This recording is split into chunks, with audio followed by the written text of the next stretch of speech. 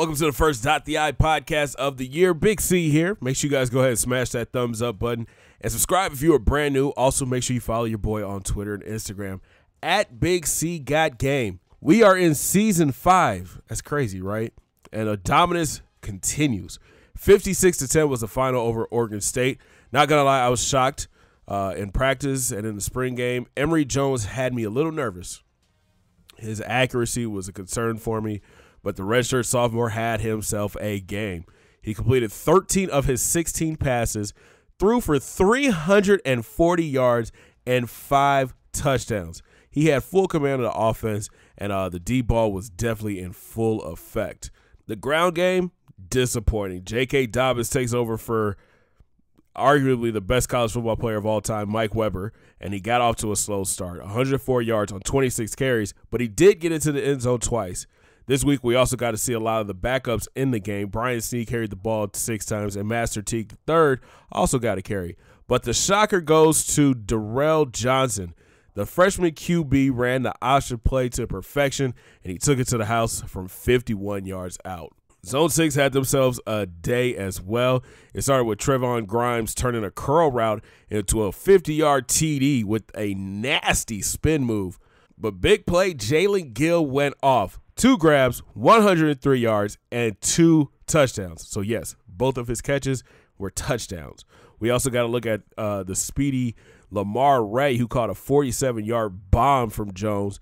This group was impressive, and they're deep this year. Tim Jackson and Jalen Harris both had over 40 yards receiving. And big shout out to Jeremy Ruckert, freshman tight end, who got his first catch and first touchdown in a Buckeye uniform. On defense, the Silver Bullets played their tails off. D.N. Barber led the team in tackles with 5. He also had 3 tackles for loss and 2 sacks. Wes May had 4 tackles and a couple of pass breakups. Junior defensive tackle Haskell Garrett was dominant. He added 2 sacks.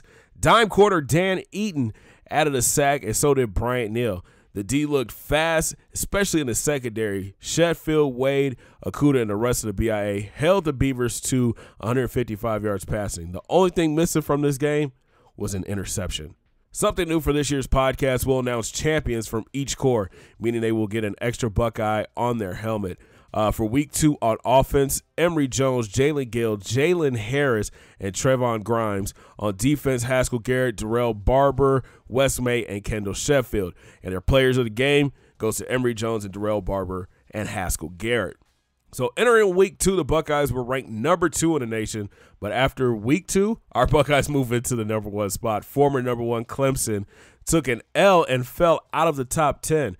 Stanford moves up to the number 2 spot, but they play number 3 UCLA this week. Florida State, Texas, South Carolina, the U, K-State, Oklahoma, and one-loss Bama round out your top 10. Now to recruiting. We have 12 seniors graduating this year, so let's look at our insta-commits, the guys who will be coming in early and hanging out on campus. This is punter Albert Jenkins. He's 5'11", 211 pounds from Norwood, Ohio. More of an accurate kicker than power. He'll be replacing Drew Chrisman. We added some much-needed depth on the O-line. Walter Cobbs from Texas. He's 6'5", weighing in at 310. This 3-star tackle was a gem. He would be a great fit at right tackle. Our Buckeyes have done a great job at recruiting wideouts over the past 5 years. The tradition continues. Meet 5-star Zach Stewart. He's 5'11", 199 pounds from Port Orange, Florida. And he can fly.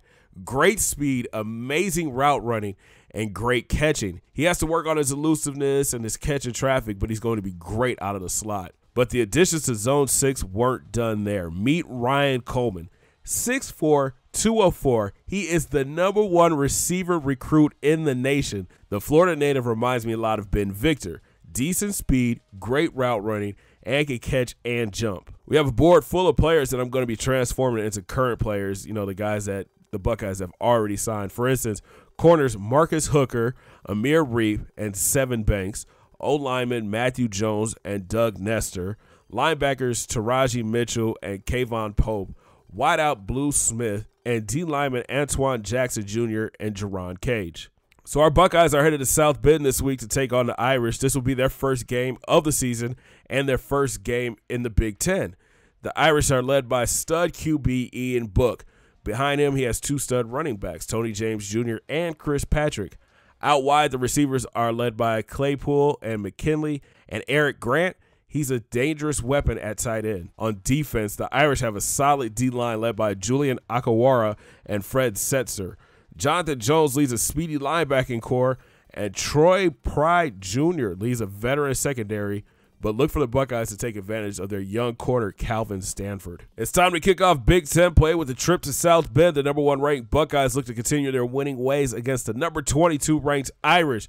Thanks for watching, guys. Make sure you smash that thumbs up button and subscribe if you are brand new, and stay up to date with the Dynasty on Twitter and Instagram. At Big C Got Game is where you can find me. And we'll talk to you guys from Irish Stadium. Have a great day, guys. 2 fingers in the air. Peace.